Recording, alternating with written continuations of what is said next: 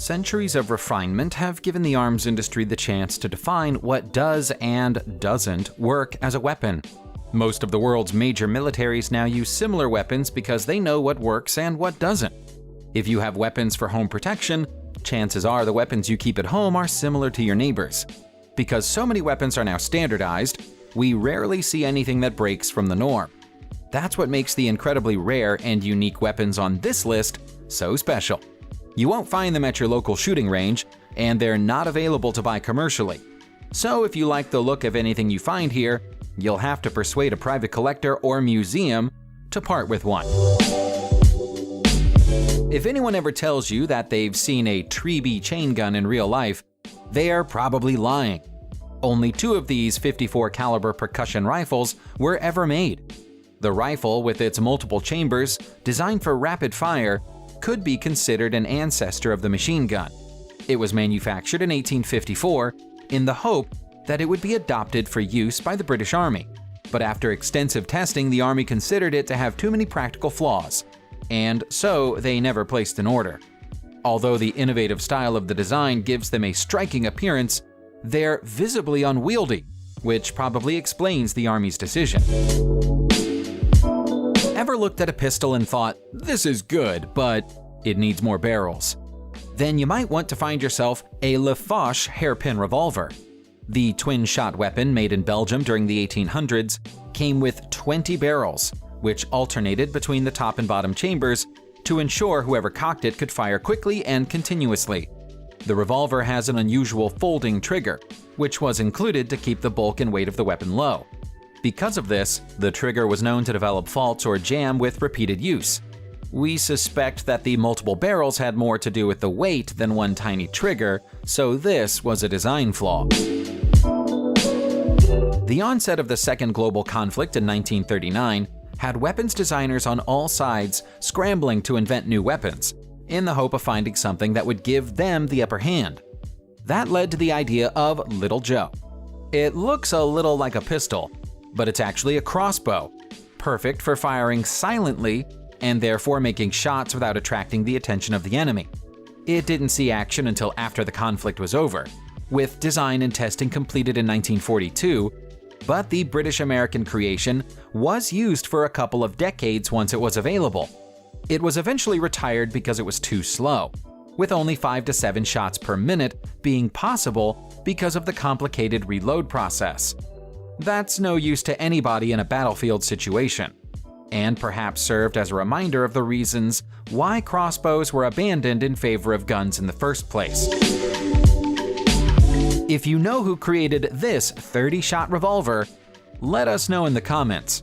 It's the only one of its kind we're aware of and was sold for $11,500 at a private auction. With a similar 2-barrel construction to the Lafoche pistol we looked at earlier, experts believe it was probably designed by the same company. But as there are no trade stamps on it and no documentation, it's impossible to say for sure. With so many barrels, it definitely packs a punch, but it's too heavy to be practical. All of the barrels had to be loaded individually, making it a time-consuming operation for its owner.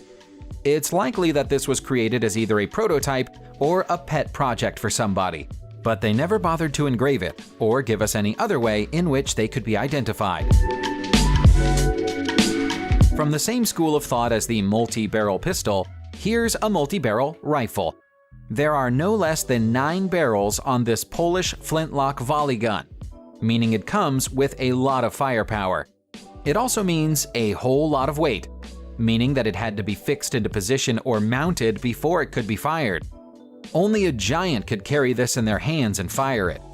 While there's no denying that it was effective when used in a combat situation, the impracticality of carrying or moving the weapons meant they were quickly written off by the Polish military in favor of lighter and more portable options. If you're looking for a weapon that's truly one of a kind, how about this all-wood take on an 1848 Colt Dragoon? It was built by a son who wanted to make an unusual gift for his father, and certainly fits that description. Even though the entire construction is wooden, it's fully operational. Although, due to the unique design, it can only handle homemade bullets made by the designer. The real genius of the design is managing to prevent it from catching fire when the gunpowder sparks. This compact pistol is the work of French designer Charles Bayle, who patented it towards the end of the 19th century and believed it would be the next big thing in home defense. The weapon is known as a wallet pistol because of its size, and comes with 6 barrels. Each time the trigger is pulled, the barrels deploy from the top to bottom, making 6 shots in short succession possible. Less than 10 of them are still known to exist, meaning they can fetch a price of several $1,000s when one appears on the market. This isn't a ring, or even a key ring. It's a fully functional weapon. Known as a shooting ring, these weapons were designed by a Scottish priest named Alexander John Forsyth. They use mercury pellets to trigger shots and fire hairpins. The mercury firing system means there's no need for a conventional flint or wheel lock inside the weapon. This is a whole new way of carrying a concealed firearm. Forsyth's company was only active from 1809 to 1819 to manufacture the weapons, and 100 years later, virtually none of them survived. You'd be unlikely to see this French flintlock éprouvette on a battlefield because it was never intended for use as a combat weapon. In the 19th century, it was impossible to know how powerful a batch of gunpowder was until it was tested, so devices like this one served that purpose. They load in the same way a flintlock would, but push a wheel when they're fired. From the turn of the wheel, it becomes possible to measure the force of the gunpowder.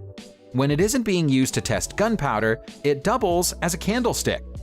We're not sure why anybody thought that was a useful secondary purpose for a firearm, but it makes for an interesting design quirk.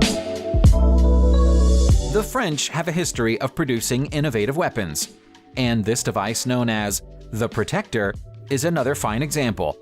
Created in the late 19th century, it's a double-action turret revolver which doesn't come with a trigger. Instead, it's fired by squeezing.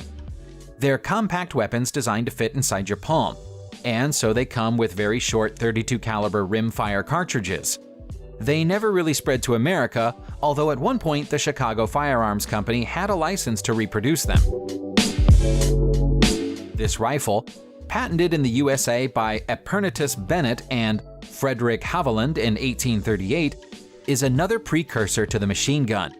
Imaginatively named the many-chambered gun, it features 12 rectangle-shaped chambers made of brass, each loaded individually with powder and a ball.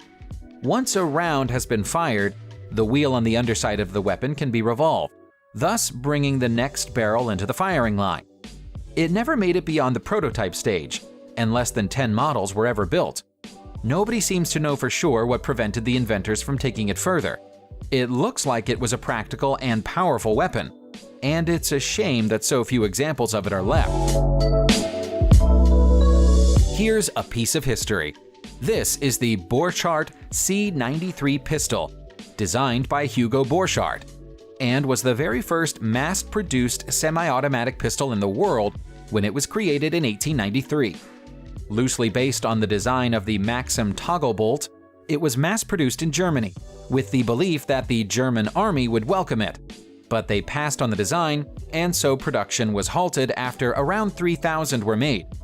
The unorthodox design, with its near-vertical grip, proved to be difficult to hold comfortably, and the recoil when the weapon was fired was exceptionally powerful for its size.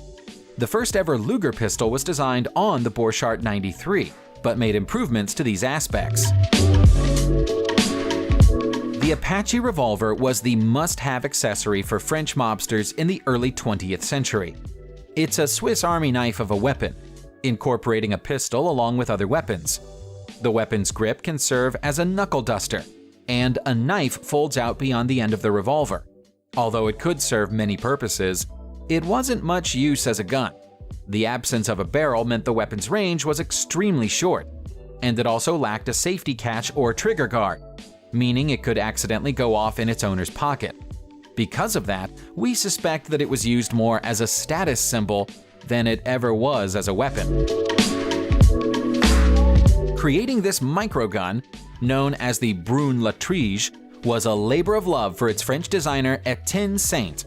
He received a patent for it in 1868, but was only able to produce the first model in 1890. It's a tiny pistol designed for home defense, fired by squeezing the grip, which doubles as a cartridge and is loaded with ammo. It lacked powder and so was ineffective at distances, but its high capacity made it a popular choice for a while in an era when compact guns were very fashionable. As with any squeeze-activated weapon, it came with an inherent risk of accidentally going off in the owner's pocket, so we suspect it was usually kept in a drawer or a safe to prevent accidents from happening. We've already seen a French éprouvé, which measured the force of gunpowder on a wheel. Here's another way of testing a batch from the Belgians. This percussion éprouvé has a V-shaped spring attached to it. Every time you pull the trigger, the spring is compressed, and a slider indicates the strength of the gunpowder. There are numbers etched onto the scale, but it's unclear what scale they indicate. Let us know if you can work it out. The standardization of gunpowder made such devices obsolete, but they're fascinating to look at. In the late 1800s, before the automobile became popular and available on a large scale, the best way to take your weapon from place to place was on a bicycle. Marlin thought they'd come up with a genius idea when they invented this lever-action rifle in 1892, which was specifically designed to fit inside a bicycle frame and therefore travel easily. That meant giving it an extra-long 16-inch barrel, which gives it a distinctive experience. Marlin took out a lot of paid adverts to promote their bicycle rifle, but it was a commercial disaster. According to their own sales records, only 197 of them were ever sold. It turns out that being able to carry their rifle on a bicycle wasn't a major concern among potential customers. They should probably have done a little research about that before they went ahead and started building them. Subscribe to the channel and turn on notifications, and you will be the first to know when a new video comes out. Thank you for watching, and see you soon.